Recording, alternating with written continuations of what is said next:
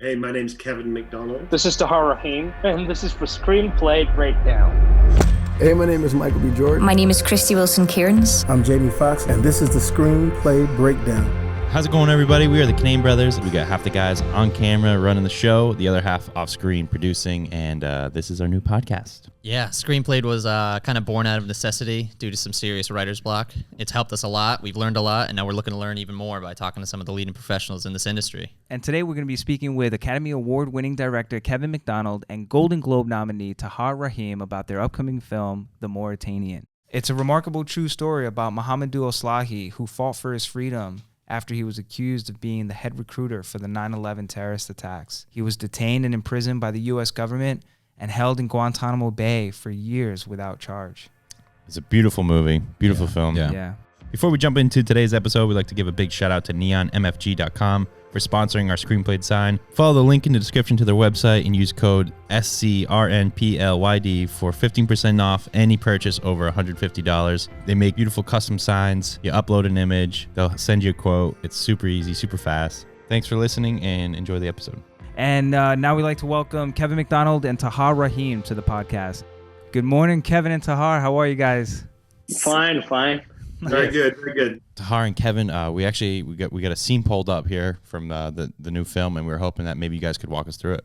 Why don't you go first, Tahar, and then I'll say something, and we can go back and forth like that. When I watched this scene, first thing I remember is the direction Kevin gave me. And I remember there was something about the light bulb, like a flickering.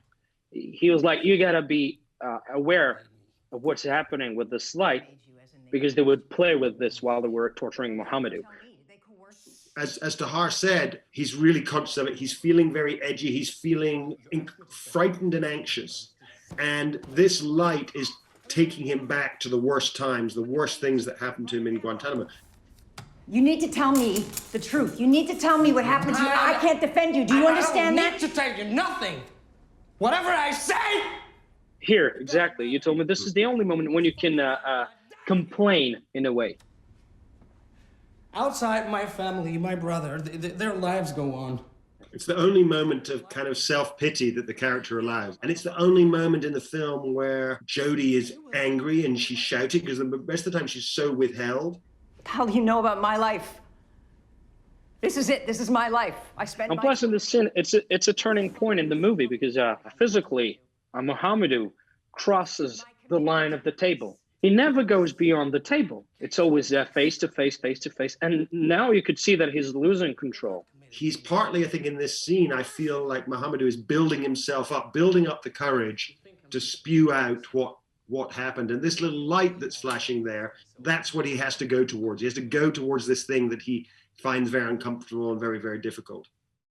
I mean, Tahar, it's insane what you were able to do, not only physically with your acting capabilities, but like, I think you spoke like 3 different languages in the film, right? It's 4. Yeah. 4. Oh, 4. Okay. Yeah. I mean, No. It's thank you. I mean, that's insane. Like, do you feel like you give a better performance while speaking a different language? Like, I don't know. Can you walk us through that a little bit? Yeah, it's a hard task. It's always hard to try to master a language and to make it real on screen. Mm-hmm. Because I could have spoken Arabic with a very bad accent and not the right music that some Western people wouldn't have noticed. But it's important to me that people from Middle East or North Africa, especially Mauritania, feel respected and they see something true. I mean, as good as best as I could, but it was very tough because I don't speak Arabic, classic Arabic. I speak Algerian, North African. It's a North African language spoken in Algeria, which is totally different than classic Arabic. But why did I say 4? Because there's French, English, and classic Arabic and Mauritanian. Oh wow! And Mauritanian is also different. Wow. In terms of language, it was a roller coaster, but. Really, when you know that you have such a challenge to how do we say, overcome? Yeah. Mm-hmm. To do, you have to be totally committed to what you do. And I think that I love it because it helps me to go beyond my limits. And when you speak a foreign language, I mean, not your mother language, when you play in a language which is not your mother language, in a way, you feel more free. It's strange to say, but you know, when I play in French, I'm getting bored of the word I'm saying because I knew them. I said them 100 times, and I'm trying to say them differently, to sound differently. And at some point, I feel like I'm creating something. I'm almost faking something. Right. Yeah. And when it's in English or Arabic or whatever, you almost feel like a kid actor, a virgin discovering something for the first time. And especially in English, it's your language is so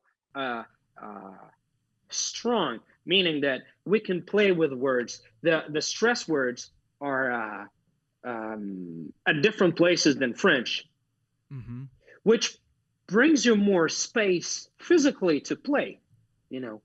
Right. And your face moves differently, your body moves differently, so you start to think differently because the words are new, brand new to you. So is the feeling. That's so interesting because I've never had this conversation with you.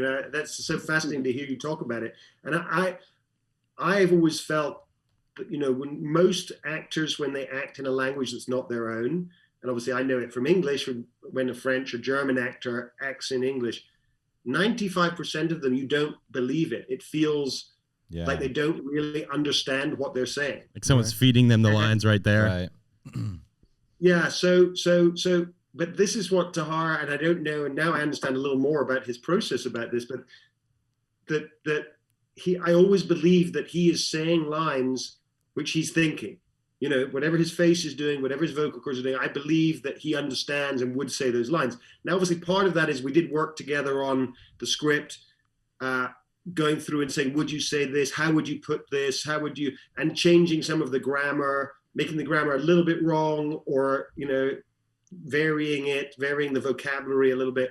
So we did do work on that. But I think that's one of the things that's really remarkable about Tahar's performance is that I totally believe that here's a man who is saying these lines and making them up as he's going along. I loved the whole sequence where Mohamedou is learning English from the guards. Is that a true story? Yeah, wow. Absolutely. Wow. Yeah. When he first came in Guantanamo, he wouldn't speak English at all, right, Kevin? Right. He first of all, he didn't speak any English. And he didn't want to learn it, he said, because it was the language of his captors. Wow. And I think he said there's some beautiful line. He says, then wisdom took over from ignorance. And he realized that actually, you know, the way for me to make a life in this awful place is to connect to the guards. They're the only people who I have to connect to. Because one of the things that's remarkable about Guantanamo is that one prisoner never sees another prisoner. Wow. They're never allowed to be in the same space.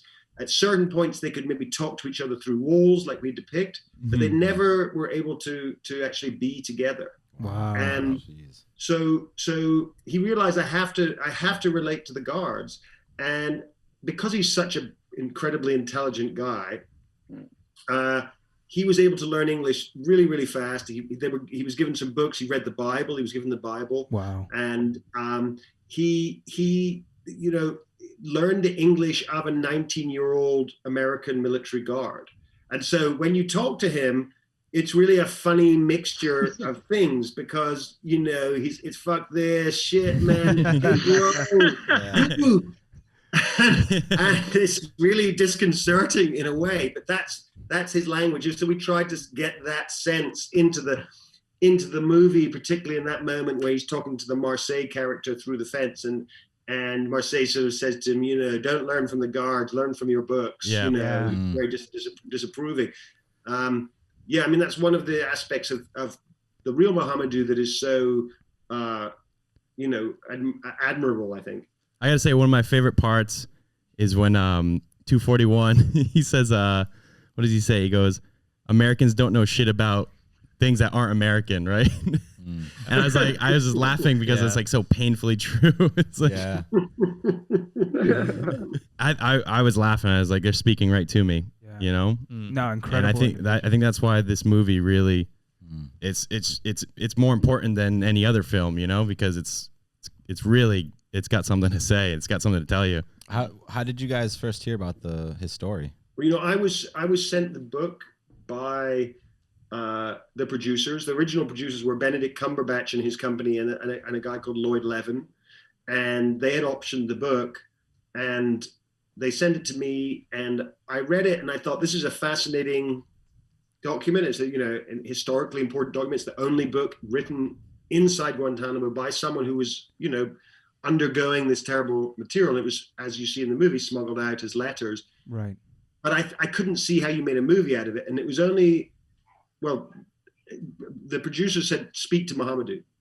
Wow. And I was expecting, I was a little nervous about it because I thought, you know, here's a guy who's been accused of being in Al-Qaeda. He's been tortured. He's 14 years in prison. Wow. And I expected somebody who was really going to be broken and angry and resentful. And I thought it was going to be, you know, a very complex conversation, I suppose. And I get on the phone and there's this cheery, smiley face. Hey, bro, how you doing? Like this. And then we just start to have this wonderful conversation where he's so knowledgeable about the world. He's constantly now, he's stuck in Mauritania, but he's reading CNN, he's reading the New York Times, he's reading everything. He knows so much about what's going on in the world. Wow. He's deeply cynical about everything, but he laughs about it. Right. And that humor, that warmth that he has was infectious. But it's not as though he kind of, you know, it's not stupid humor. Mm-hmm. It's sort of earned humor, you know? Right. And it's the humor of somebody who, you know, it's like a Buddhist monk or something who laughs about everything because they've seen so deeply into life. Yeah. That's what I feel about him. So after that phone call, I thought, I have to make a film about him. And that was really the motivation. This man is a remarkable man and a complex man in many ways, but I want to make a film about him. And then immediately, you know, Tahar and I were old friends. We worked together before. And you know, he's the only actor who could do this because he could speak all these languages, to be able to act in English convincingly. And also he shares many of the, you know, wonderful qualities that Mohamedou has. Well, when I saw the footage of Mohamedou at the end, I was like, listen to Bob Dylan. Yeah, I was like, it's the same person. I mean, yeah. Tahar did such an amazing job portraying him. I was like blown away. Yeah, right. That was incredible. Yeah, he's like the happiest guy in the world. You'd never know that he went through all that. No way. It's insane. Yeah. And I think it was so hard to believe. Yeah. I feel like that's God, right? I mean, God is, you can take like something so negative and turn it into positive in some way. I mean, I think a lot of us go through that in life. You know, the sadness and joy simultaneously creates like the most insane experience for us. When I spoke to him maybe the second or third time and he started to tell me more about the kind of awful things that had happened to him, I felt myself becoming enraged on his behalf. You know, you could feel your blood boiling. Yeah. And I said to him, are you going to get compensation from America? Have they offered you an apology? You know, are you fighting them legally? And he just laughed. He said, no, why would I do that? Why would I want to ruin the rest of my life? They've already taken 14 years of my life. I'm not going to allow myself to be swallowed up by this resentment and this anger. Wow. But it's a choice every day that I have. I get up and those feelings can be there, those feelings of anger, but I say, you know, that's not who I want to be. And he has decided that he's going to forgive. Wow. He's decided that he's going to be interested in his captors. You know, the people, the guards, the politicians who did this to him. What's so amazing is that he wants to understand them. Why did they do this? Why would that woman sexually molest me in that way? Why would she do that? And he wants to understand. And that's what's so amazing. And I think that's his superpower. He has the superpower of empathy. It's remarkable. Tahar, you've portrayed real life people before, correct? And yes. Is Mohamedou, is this the first time you've had to portray someone who's still around, still living? No, I did that 3 times. I mean 4, but the 4th one died centuries ago. It was Judas. when I did The Looming Tower, I met with Ali Soufan. I just shot a TV show called The Serpent about a killer, a crazy man who's still alive in jail in Nepal. I didn't want to meet him. Wow. It was a question of an ethical question. I didn't want to give him more importance. Right. But with Mohamedou, yeah, it's the third time, but it's the most amazing man. Yeah. And I always feel responsible when I have to portray someone who's alive and real. For sure. Right. But it was more with Mohamedou. I wanted to do him justice, and I was completely amazed by as Kevin said, his ability to change. To turn anger into forgiveness. And I asked him at some point. I said, "Listen, between you and me, you're still angry, or do you hold a grudge or something?" He said, "No." So how did you do that? And he said, when I came to realize that changing anger into forgiveness is a treat you give to yourself, that started to free my mind from so many things. So he could escape mentally from this little metal box. And he added that by doing this sometimes, that gives you the power to change people's mind. It's amazing. So now I'm like, okay, I'm taking this lesson for me as a man, and I'm trying to follow this path. It's hard, but I think it's a good direction to take in life. Absolutely. Yeah. I mean, I wouldn't be strong enough to be able to forgive any of those people. Oh, I think we need to be so wise, or very, very old. Yeah, right. Yeah. So, well, I think you need to have been through a lot, don't you? You need to have been through as much. I don't think Mohamedou was probably like that when he went in. Right. But in some way, he found that inner wisdom while he was there. And I think that maybe there's only two ways to survive what he went through. One is you lose your mind, which plenty of people did. And the other one is to sort of find a way to convert it into peace and into forgiveness. I think you can't. Otherwise, I don't think it's possible. That's certainly my feeling about it. I totally agree. It's a question of surviving. Yeah. Was Mohamedou ever on set with you guys? Yeah. Yeah. He had never, in 20 years, he hadn't been anywhere but Guantanamo and Mauritania. He got out in 2016. So when I first started talking to him about this, I think it was 2017. Wow. He'd only been out for a year or so. And the deal that the American government did with the Mauritanian government when they released him was he can't have a passport for 2 years, maybe 4 years. So this was done secretly. Mohamedou was never really able to quite find out how long this ban would go on for. But after 4 years, he got his passport. The Americans did not want him to have it. And they actually sent an email out to a lot of embassies saying, Mohamedou's got a passport. Don't let him into your country. Wow. And also, they told the German Secret Service to mess with his wife and child who live in Germany. He can't be with because they are. And are they still seeking asylum? They are still seeking asylum. I mean, Mohamedou is an incredibly educated guy who wants to be able to work. And in Mauritania, there are just not many opportunities. It's a poor country. There aren't many opportunities there. And he could be, working as a writer. He could be lecturing on his experiences. He could be earning a living for himself and his family, but he's been prevented from doing that largely. And so one of the things that was so remarkable to me was that he got his passport. It was like an amazing, crazy coincidence. He got his passport finally about 2 weeks before we started shooting. And he couldn't get a visa to go anywhere except South Africa, which is where we were shooting. Wow. And the reason for that was because members of the ANC, the African National Congress, who were in power in South Africa, they themselves, with Nelson Mandela, had been banned from flying. They'd been on American no-fly lists. They'd been, put down as terrorists for years and years, till very recently. Wow. So they understood what it meant. And actually, they immediately granted him a visa. He came down to South Africa. So it's the first place other than Mauritania, which is an incredibly beautiful, but, simple country. I mean, still a lot of people living nomadically there. It's a huge country, a lot of desert. Mm-hmm.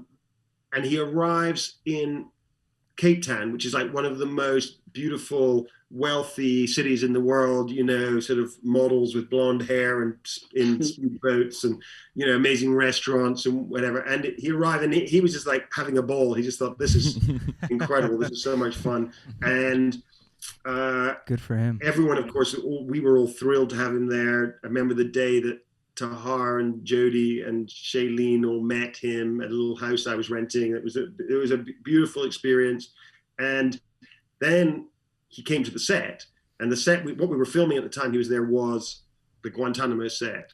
Wow. And he found that really difficult. You know, he only lasted, I think, on the first day about half an hour. Wow. And then it was bringing back too many bad memories for him, and he had to leave. We don't blame him. Yeah. Oh man.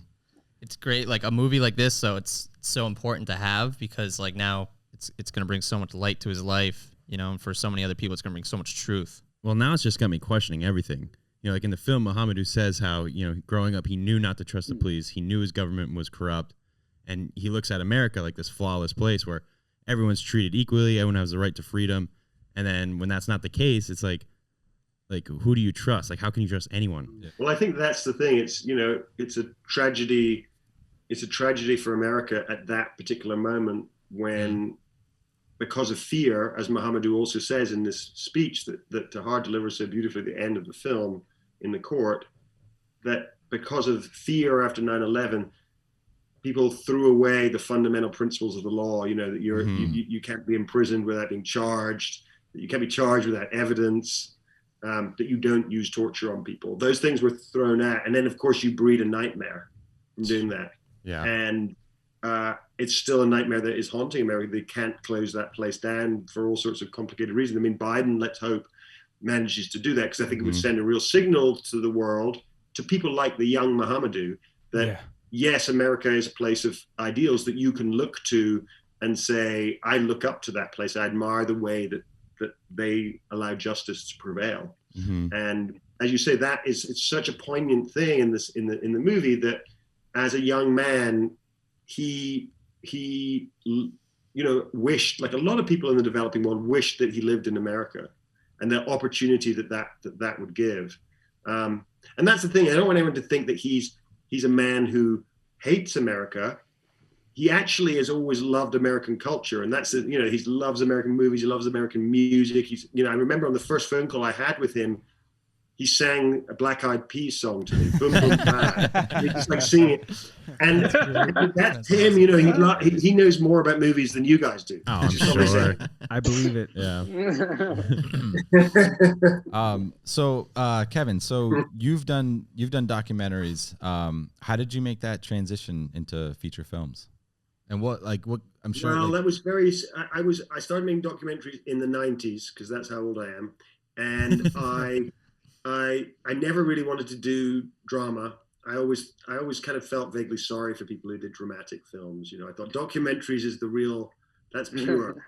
And then I made a film in like 2003 called Touching the Void, which was a documentary, but it had dramatic elements. And it's a mountain climbing film, a kind of adventure story, a true story of two climbers, and highly dramatic. And it had to, I couldn't figure out a way to do it except with some dramatic elements in it. And I did that, and the film was really successful. And suddenly producers were phoning me up and saying, do you want to make a full-on feature? And I thought to myself, well, God, I don't really know how to do that, but this is probably the only chance in my life I'm going to have to do it. So why not? Who's going to say no? Wow. And then I made a film called Last King of Scotland, which was very successful at its time. It's like 2005 or 6. Loved it. And that movie, I enjoyed making. And I understood what was so much fun about making dramas. But you know, the truth is, I turned up on the first day of shooting to make The Last King of Scotland. I'd never really been on a film set before. Wow. That was the funny thing. I'd been on documentary set. So what's going through your mind as a first-time director on this big budget set? Well, just how much everyone else knows what the hell's going on, and I don't really know. I'm bluffing. Right. So, fake it till you make it. I had the real privilege of, you know, my film school has been making films. And so I've learned on the job. And the thing I love about, I still continue to do lots of documentaries. The thing I love about fiction is that you're surrounded by amazing collaborators. Documentaries can be quite lonely. You're just really, it's just you. Mm-hmm. And when you're working on a fiction film, a dramatic film, you've got performers like Tahar, like Jodie, Benedict, who you can really talk in detail about, their character, the motivation, how we're going to do this scene. You've got wonderful cinematographers, editors, composers. And so working with all of those people is so incredibly creatively satisfying. That's the part of it that I really like. It's the collaboration. What's the hardest part, Kevin? Like what are some of the biggest challenges you face on set as a filmmaker? Well, I don't know if I had my hard things are probably no different than most filmmakers. It's kind of like, I wish I had 3 days to shoot this, but I've got 4 hours. And it's those practical things that that you have to be, as a filmmaker, to be a successful filmmaker, you have to be, artistic, but you also have to be like a sergeant major in the army, because you need to be organized and you need to know, if I don't get this done now, I'm never going to get it done. And deciding what your priorities are the whole time. You're saying, okay, I can do this scene in one shot because then I can spend 6 hours on this scene. Right. And those kinds of things are you're constantly a battle going on in your head between the practical side of you and the creative side of you. Right. And that can be really painful at times. When you come away from a day and you feel, I didn't get what I really wanted. I know I could have done better, but I didn't get it. So every day is always a hill. You're climbing a mountain. Some days you feel like you're, Tenzing, who's got to the top of Everest, and it's been great. And other days you come away feeling like, I fell on the foothills and I didn't quite make it to the top. Yeah, Tahar, what about you? What got you into acting? Was it a specific movie or scene that kind of got you involved in the industry? I wish I could give you a beautiful answer to write down. Like I saw the light when I watched that movie, but it never happened to me. You don't have to give us poetry. You just whatever. To be honest, what happened is that I come from an era. I come from an era when you wanted to see a movie, you had an appointment. You go in front of your TV, 8 o'clock, you got to be there. Otherwise, you miss the movie. And you see, and it was this period of the videotapes, video clubs. And I had a good friend of mine in my suburb, in the tower I used to live. He would rent a lot of video cassette, and he would dub them, and he created his own video club. And then we would go knock at his door. Here is 5 francs. Give me a movie. So it was his business. That's hilarious. And he had almost 500 movies. So I saw a lot of movies. It was part of my life. But what really drew me to acting is boredom. I come from a very small city, and at 7 p.m. it's like now, lockdown time, COVID time, nothing to do. So when I was a kid, it was marvelous. And when I turned into a teenager, I started to get bored, and I would go to movies and watch movies. And I loved the movie theater, the mood, the ambiance, the smell, the temperature, the material of the seats, the fact that you're sharing something with people that you don't even look at. You don't know them. You're never going to know them. And it was like a window to the world. Wow. I felt like I could forget about my condition and escape. And it was like a teenage dream. I could have picked a soccer player, but it was this. And over the course of my teenage time and the years, it turned into a passion and then into a need. I would watch like 5 movies a week in the movie theater, because I found, I couldn't afford buying going to cinema 5 times a week. So I found a way to sneak in from the back door. We've all snuck in. I was small like this, and the director of the cinema, he noticed it, and he always wanted to catch me. But at that time, we had tickets, and people would watch their movie and throw tickets down. So I would pick them up, and each time it would come to me, "Do you have your ticket?" "Yeah, I have it." And it was this cat and mouse game. It was crazy. That's awesome. So Tahar, what makes a good director? Like, what do you look for? What do you need as an actor? As an actor, first of all, trust. You need to trust your director. We actors are strange animals. Each time you do your take, you look at your director. Is it good? Not good? And you're looking for a sign of improvement or nothing, so you can do it again. Yeah, first of all, trust. And as I worked with Kevin before, I trusted him 100%. But as you said, as you talked about before, he did documentaries, and usually if you don't, if your relationship with a director is just a simple, connection like actor-director, you never know which take he's going to take, if you're right or wrong, if the direction is right or not. But with Kevin, it was not like this. And knowing that he's done documentaries, so he's used to shoot real people that are not acting, that are genuine. I felt secure. I was like, each time I would not reach what I want to reach, he would, never let me down. And when it's good, so I can forget about it and not, go over and over and over and wrap my head up. And he cares for actors. He's always, once you told me the best idea always wins. That humility, when you're when you did that, movies that Kevin did and worked with such great actors, it's great to know that, because you feel like you always have a safety net. And when the good thing when you're making a movie and not a theater play, is that you have the right to make mistakes. So you can do it again if you can. That's right. And with Kevin, you never feel ridiculous by trying something and make a mistake. Awesome. And, awesome. We had a lot of fun. We had a lot of fun improvising effectively on this film all the time with Tahar.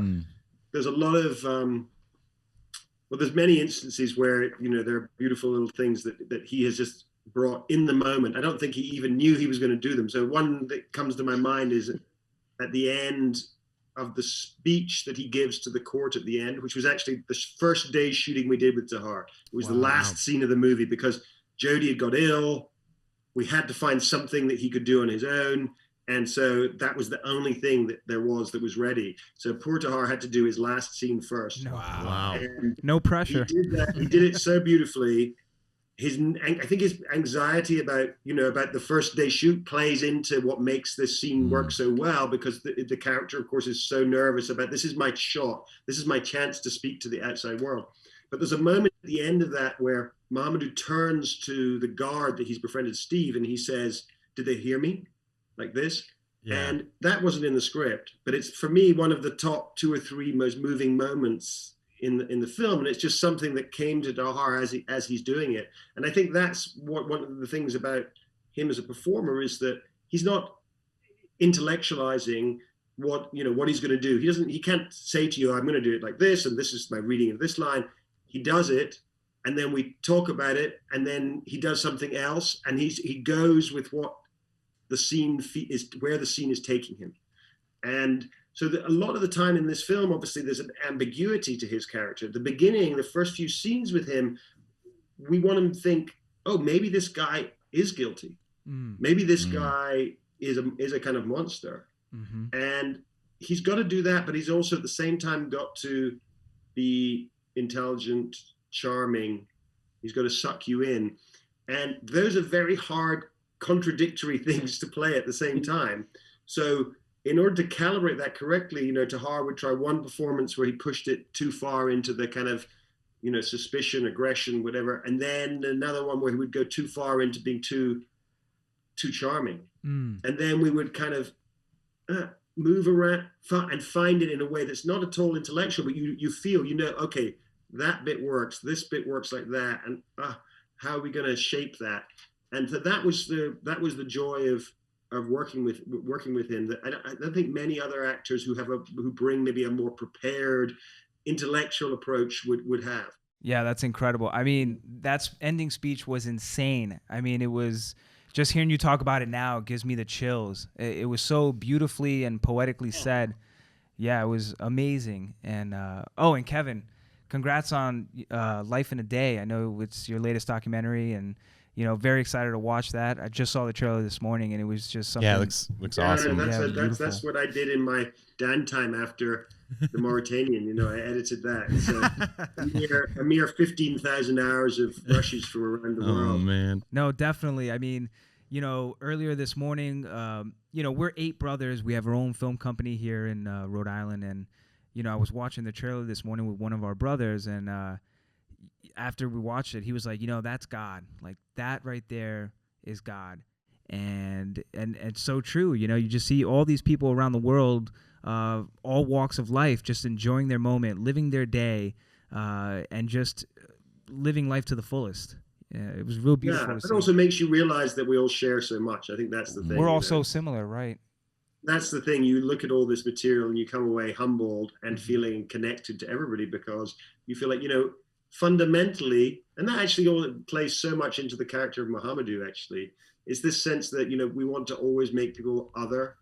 We want to always dehumanize people. Mm-hmm. And actually, the Mauritanian is about humanizing somebody. That's fundamentally the key thing.